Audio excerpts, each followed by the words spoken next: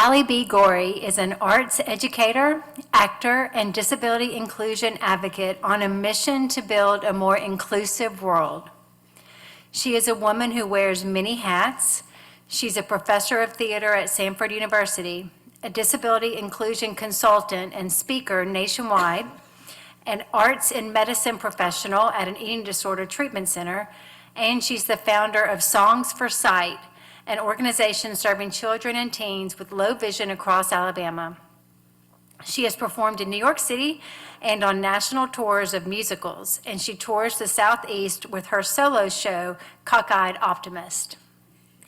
In addition to all of these roles, Alie B. is the youth theater director at the Levitt Jewish Community Center here in Birmingham. When the J brought back our theater program after COVID, we were determined to offer inclusive theater, a place where every child, regardless of their ability, financial background, or theatrical talent, could participate. Alie B. has been a hero in pulling off this vision, where she recently directed nearly 70 children in The Wizard of Oz. I got to see her skipping with the munchkins during rehearsal. It was really cute. We had a lot of munchkins. One parent sent the following email about the impact of this inclusive work. My child is so happy about this play. This has been a rough patch, rougher than usual, but now they are having so much fun learning and being in rehearsal and meeting new kids. It's great to see. Inclusive theater would not be possible at the J if it weren't for Alie B. Gorrie. We are in for a real treat today. Please join me in welcoming Alie B.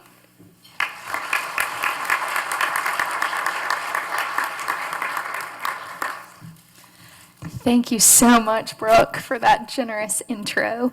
Now, y'all, I have low vision, so give me a second to set up, okay? Okay.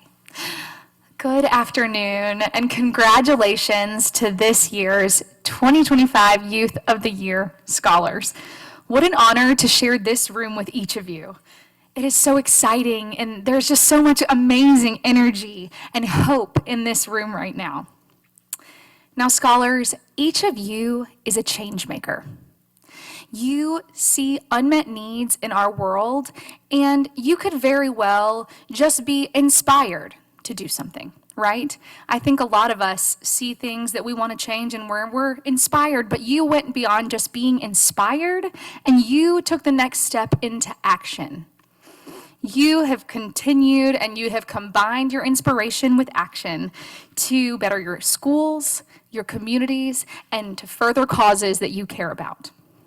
And I have a strong feeling that many of you, when you're linking inspiration and action, you are fueled by an internal sense of vision.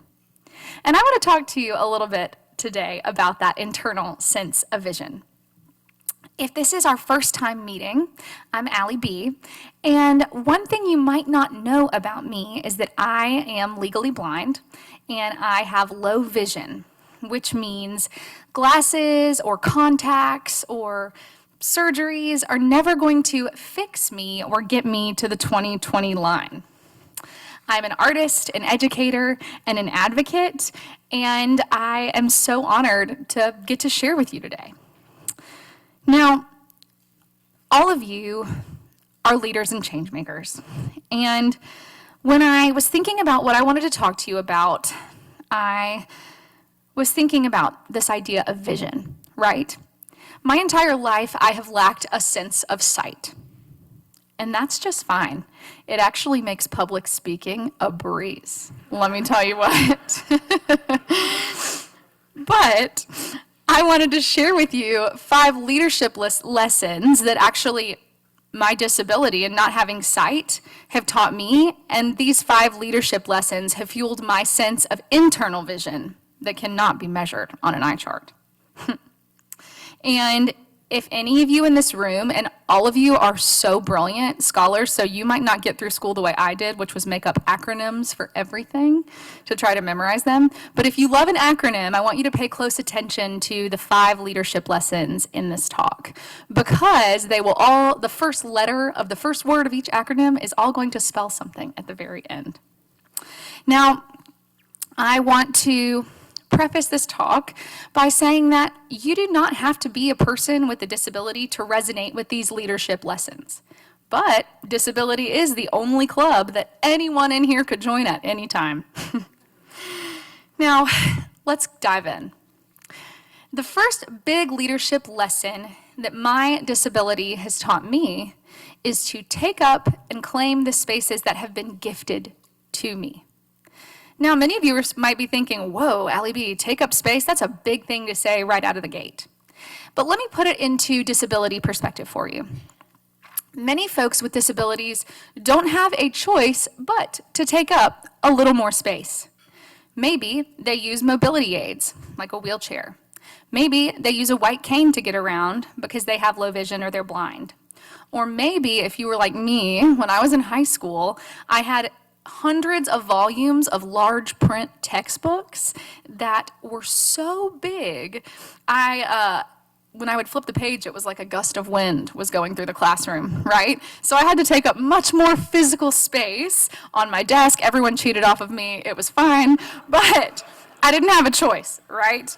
And because of that, right, I had to learn that sometimes it's okay to take up a little bit more space in a room. Now, sometimes taking up space when you have a disability looks like constantly raising your hand and asking for accommodations, right? This world wasn't necessarily designed with disabled people in mind. Taking up space does not mean sitting back, but it also means when you see a need, you speak up and you work towards the changes that you want to make. Now, taking up space doesn't mean hogging space, but it does mean ensuring that you make your voice heard when it matters most. It means you use your gifts and talents in service of something so much bigger than you, which you are all doing.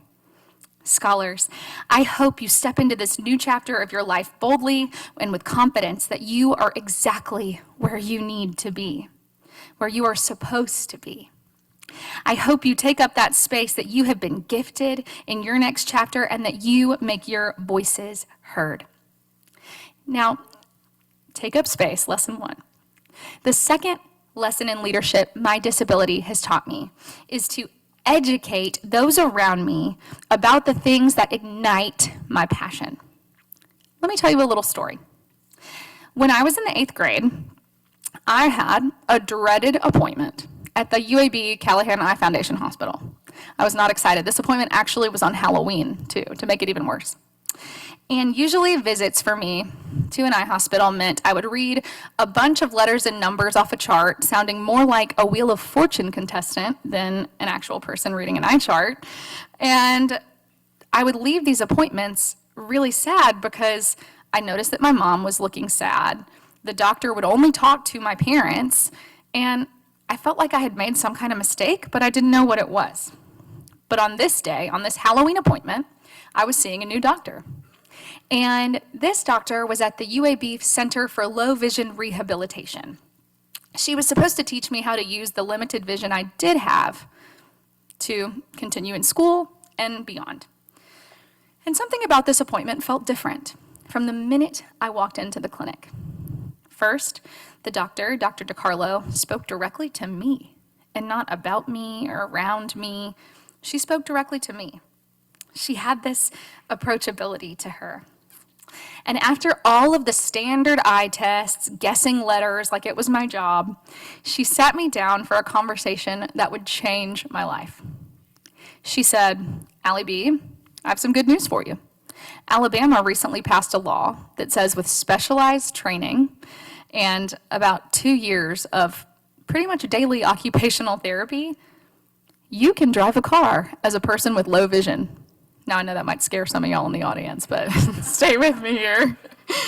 She told me that she could fit me for my special bioptic glasses that day. I started crying. The biggest barrier to my independence at that time had been broken.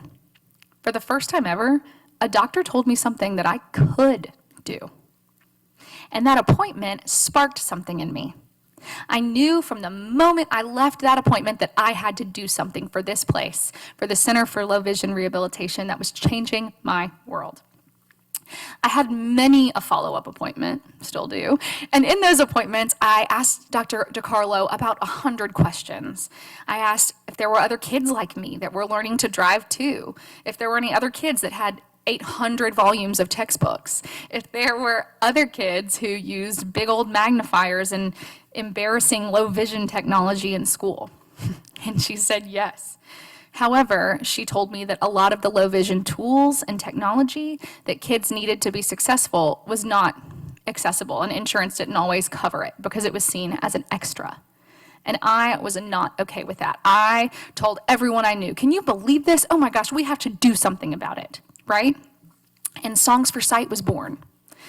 I got together with my friends, my junior high and high school friends in my community to create an organization that raised funds for the UAB Center for Low Vision Rehabilitation, and so that kids all over the state of Alabama can have the resources they needed, right? I went and educated anyone that would listen about low vision technology and the need for more support in that field and to ensure that kids get what they need. I learned how to advocate on a national level. And now I have a close friend group because of this organization called the VIPs, the Visually Impaired Posse.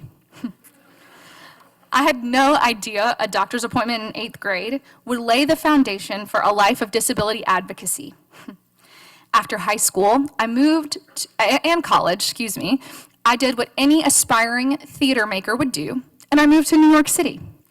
And I expanded my disability advocacy work in the greater New York area, and from just low vision advocacy to working with members of the disability community as a whole.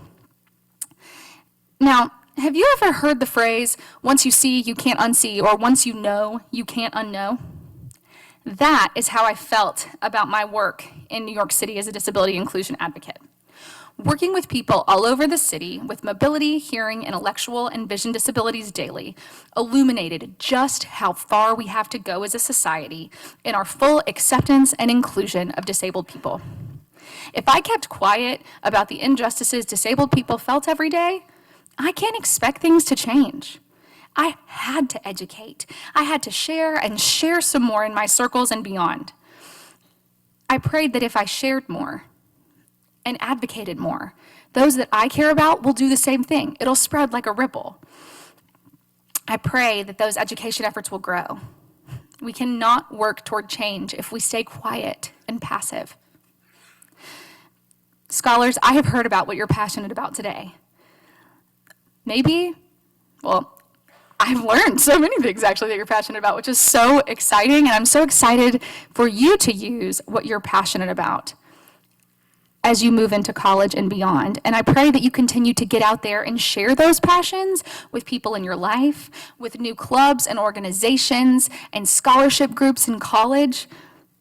Share with classmates and teachers and family about those things that you get up in the morning fueled by, that thing that feels so much bigger than you. I promise you, your passion will spread, especially if you are encouraging other people to do what you are currently doing, which is link your inspiration and your passion with action. The third lesson in leadership that my disability has taught me is to adapt, and adapt again. People with disabilities, myself included, are constantly having to adapt in a world that was not built for people with disabilities. I mean, keep in mind, curb cuts and sidewalks, right? The things that allow strollers and wheelchairs and shopping carts to get down with ease were not mandated until 1990, y'all. 90% of the spaces I work in now, even to this day, don't have accessible materials readily available unless I'm doing a lot of advocacy work beforehand. I always have a magnifier and some low vision technology on hand because I'm ready to adapt at the drop of a hat. I always tell folks that nothing prepared me more for a career in the arts, and really just any professional career in general, than having a disability. As a theater artist and educator, improv is a big part of the gig, also with a disability. Improv is a big part of the gig. See, y'all, change is inevitable. Plan Bs, Plan Cs and Ds, they're inevitable too. But how you choose to adapt and pivot speaks volumes about how you lead. To the youth of the year, so many folks look to you in your schools and communities as a prime example of leadership. And they really do notice how you respond to things when they don't go according to timeline. Adapting might also look like changing course in your own life. When I was heading off to college and when I was where you were, I saw my life ahead of me like a checklist. I knew what I wanted to be when I grew up since kindergarten and wrote books about it. I thought getting there would be a very linear process. I graduated with a performing arts degree, moved to New York City, and then 5 years later, COVID-19 shut down my entire industry for 2 years. I had the choice. Do I allow the pandemic to send me in a downward spiral? Or do I figure out how to be a performing artist, an arts educator, while socially distant and back in Birmingham, Alabama, of all places? And y'all, moving home was not in the 10-year plan for me. But if we don't adapt, we let our circumstances win and define us. And many of you in this room would not be here today if you let external factors define who you are and what's possible for you. Now, the fourth lesson in leadership my disability teaches me every day is to collaborate well and to collaborate often. Let's be real. Collaboration is a daily part of the disabled experience. And it actually took me until I was in my 20s to fully accept and embrace this very obvious fact. When you're a young person receiving accommodations or disability services, and maybe you were like me, and you were the only kid with a disability or with your specific vision disability in your school, most folks are trying to encourage you to be as independent as you can. But what happened in my case is that focus on being independent and doing it all myself made me a little hypervigilant. I became prideful about trying to do it all myself. I never wanted to be a burden or seen as someone that needed too much extra help. But in my performing arts classes, I was learning that theater is a team sport, and we work as an ensemble, and we work together no matter what. It takes each member of the ensemble to create an unforgettable performance.